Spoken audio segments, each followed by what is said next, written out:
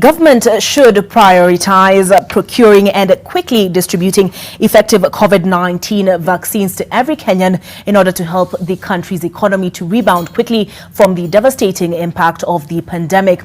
Now, this is according to the Devki Group chairman, Narendra Raval, who spoke to Victor Kiprop on the impact the pandemic has had on the economy and how the recovery can be accelerated. That opens up business news.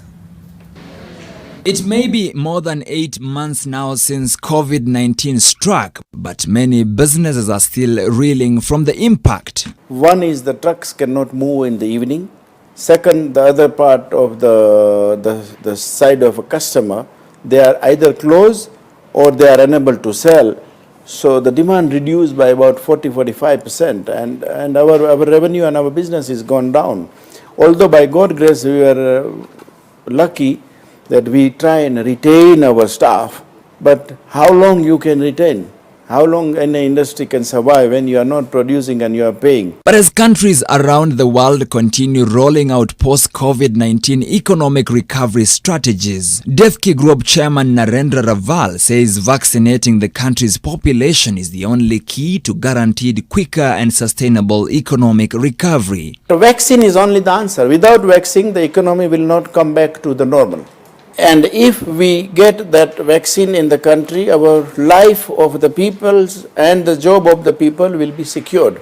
Our tourism will be flourished. Across the globe, a number of countries including Russia and the United Kingdom have already begun mass vaccinations, offering glimmers of hope of recovery for the global economy. But back at home, businesses say more has to be done to support the recovery by enhancing local production. You can't say buy Kenya, build Kenya, and then you import yourself.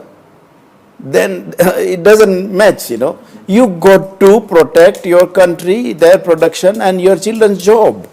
And it is only possible by emphasizing and making sure that we don't protect the dukawala who imports and goes. We protect our industry who employs 5 people, 10 people, or 1,000 people. With reduced revenue collections and public debt nearing unsustainable levels, the government has been forced to make tough choices on whether or not to extend the tax breaks introduced in March. Of course, government needs the money, and they should keep the tax what was before, bring it back. I have no problem. But support the industrialization, create the job.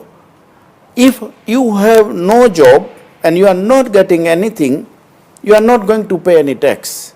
But if there is industrialization and you get even 20,000 shilling, there is some money will go to government. Corruption also remains a key concern. Business environment to make ease in Kenya is we have to remove the corruption, and which is one of the very, very, very difficult tasks for anybody. It is so difficult, you cannot be safe if you fight the corruption. Small businesses cannot survive.